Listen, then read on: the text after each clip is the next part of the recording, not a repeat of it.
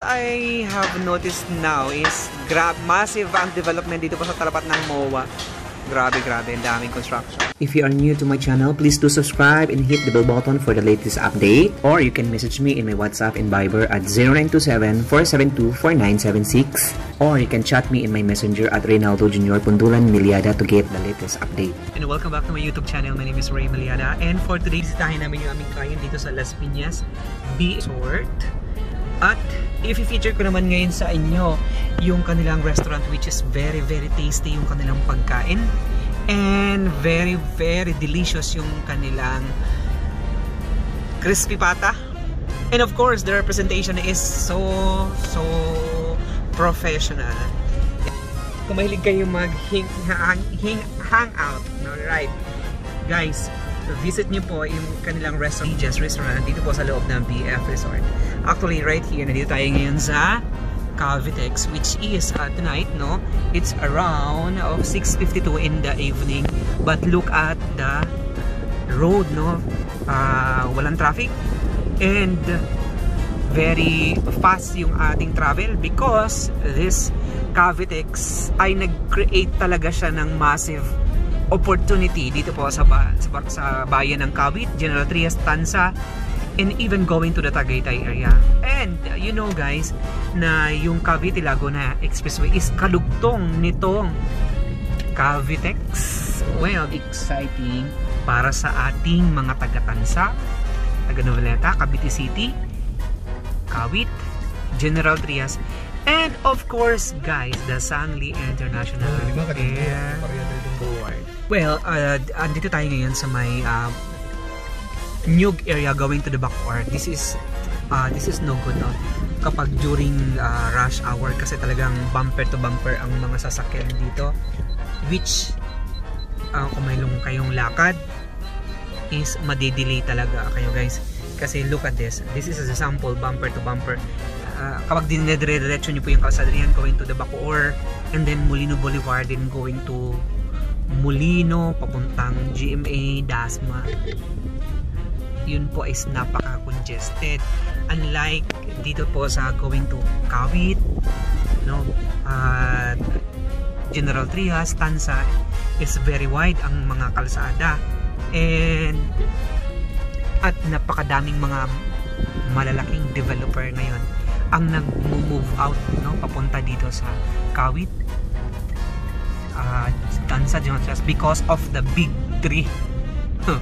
According to my source, may big tree po talaga dito guys sa bayan ng Cavite and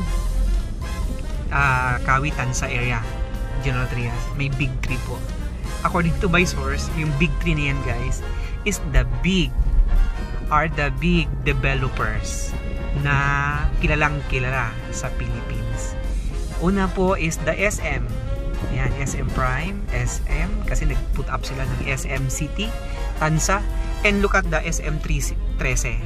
Yung SM 13, may katabi po siyang malalaking mga condominiums, no? SM Prime.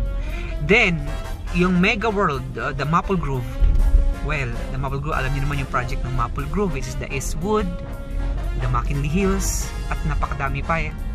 And then, even the Ayala Corporation, no? Alveo, alam niyo naman yung project Alveo, no? Makati, CBD, guys. Those large developer ay nandito na sa area namin, no? Kaya clap your hands, claps all throughout po yan guys. Kaya very perfect yung lahat ng investors natin dito sa bayan ng Cavite, General Trias, and Tanza probably. Alright, and dadalhin namin kayo mamaya na dun sa ating pupuntahan sa Lydia's Restaurant. Fronting tayo ngayon sa Okada guys. Puntahan natin yung 6, 7, 8 na restaurant ng ating client dito sa tapat ng SM Mall of Asia guys. Sabi ko doon sa aking video, which is dito po sa New York Model House po natin, na bumili po siya ng New York last week lang, and napakasarap talaga ng kanyang pagkain dito sa 678. It's a Korean restaurant, and then yung kanilang pong mga meats is very tender, and the presentation is so beautiful, so perfect and professional. and their kanilang owner. Very hands-on. At grabe ang hospitality. I salute you, Sir Ronnie, guys. Bata pa siya, pero para maging successful ka in your career is, lalo na kung nasa management ka, is paano ka mag-handle ng people. Well guys, nakitaan ko siya ng potential. Not potential na i-compete, but the potential na gayahin ko. Guys, gagayahin mo siya kasi ang galing niya. Imagine mo guys, meron siyang restaurant at ang dami ng manpower. And lahat is pasweldo niya, pasahod niya. Pero napakagaling niya na bata pa siya.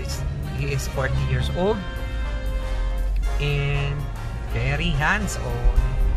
At guys,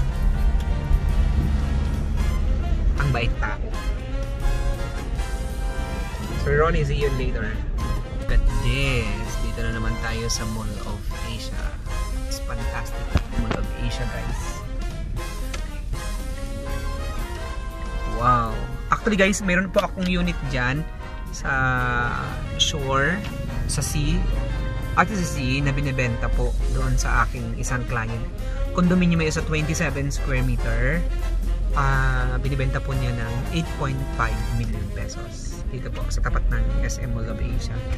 Lot owner ko siya sa Antel, sa Anyana. And gusto niya po i-sell out yung kanyang condominium dito sa harap ng MOA. To those na gusto ng condominium investment, message lang po kayo sa akin at yung condominium ng lot owner ko, ibibenta niya na. At mas prefer niya yung may lupa. Alright guys, nandito ulit kami sa 6, 7, 8, 9, 10 Korean barbecue. Wow, love it. This is insane. Ang sarap, very tasty yung pagkain dito guys.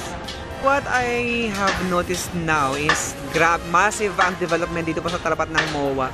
Grabe, ang daming construction. Guys, ito kaibigan namin. Hi sir. Hi sir. Kumusta? Itatouch ba to sir? Ano? Say kayo.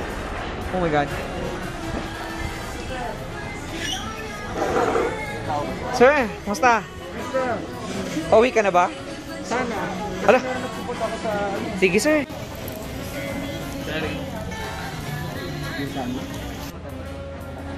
Tingin ka. Wait lang, ulitin ko.